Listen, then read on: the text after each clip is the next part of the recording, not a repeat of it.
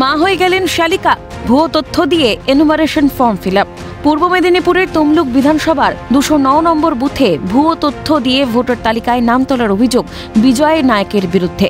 বিজয় নায়ক এবং তার স্ত্রী বৈশাখী নায়কের নাম রয়েছে 2025-এর ভোটার তালিকায়। বিজয়ের স্ত্রী বৈশাখী নায়কের নাম রয়েছে 209 নম্বর বুথে। সেখানে তার বাবার নাম ভগবান নায়ক। দুজনেই এনুমারেশন ফর্ম ফিল আপ করেন। ফর্মে বিজয় তার মায়ের নাম লেখেন তমাল নায়ক। তমাল নায়কের আবার টিটাগড় বিধানসভার 137 নম্বর বুথে নাম রয়েছে। সেখানে তার বাবার নাম রয়েছে ভগবান নায়ক। বিজয়ের শ্বশুরের নামও ভগবান নায়ক। সুতরাং তথ্য অনুযায়ী তমাল নায়ক বিজয়ের মা নন, বরং তার শালিকা। বিষয়টি জানাজানি হতেই শোরগোল। জেলা প্রশাসকের কাছে লিখিত অভিযোগ তমলুক বিধানসভার BLA 2 মধুসূদন প্রামাণিকের।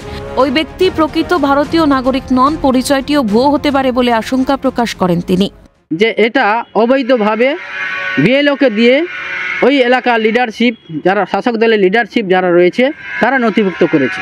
ডিস্ট্রিক্ট ম্যাজিস্ট্রেটকে আমি এক চিঠি করেছি জমিনে তদন্ত করে এবং হিয়ারিংয়ে ডেকে জিজ্ঞাসাবাদ করার জন্য, তথ্য যাচাই করার জন্য DM-কেও করেছি তথা SDO সাহেবকে করেছি। বর্তমানে বিজয় উড়িষ্যায় রয়েছেন।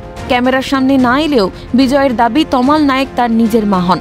বিজেপি যে অভিযোগ তুলেছে তা একেবারে ভিত্তিহীন। তার বিরুদ্ধে কেউ বা কারা চক্রান্ত করছে। অন্যদিকে বিজয়ের পাশে দাঁড়িয়েছে তৃণমূল নেতা কার্তিক পাল। তিনি বলেন বিজেপি অযৌক্তিক অভিযোগ করছে। এই অভিযোগ সম্পূর্ণ ভিত্তিহীন। ওটা তো নিজের তো নয়, ছেড়ে চলে গেছে। সেখানে মা এসে ওর কাছে ছিল, সেই মতো করেই থেকে গেছে। ফর্ম এখানে পেয়েছে, ফর্ম ফিল আপ করে জমা দিয়েছে। এবার সেখানে দিয়েছে কিনা বলতে পারবো না। জেপি কি দিয়েছে সেটা তো আমার জানার কথা নয়। কেউ তো সেটা তার প্রমাণ করবে। মা হয়ে গেলেন শালিকা, ঘটনায় তীব্র চাঞ্চল্য। কিভাবে ভুয়ো তথ্য দিয়ে এনুমারেশন ফর্ম ফিল আপ করলেন ওই ব্যক্তি? কিভাবে বিজয়ের তথাকথিত মায়ের বাবা এবং বিজয়ের স্ত্রীর বাবা একই ব্যক্তি হয়ে গেলেন? তমলুক থেকে জাহাঙ্গীর বাদশার রিপোর্ট, ক্যালকাটা নিউজ।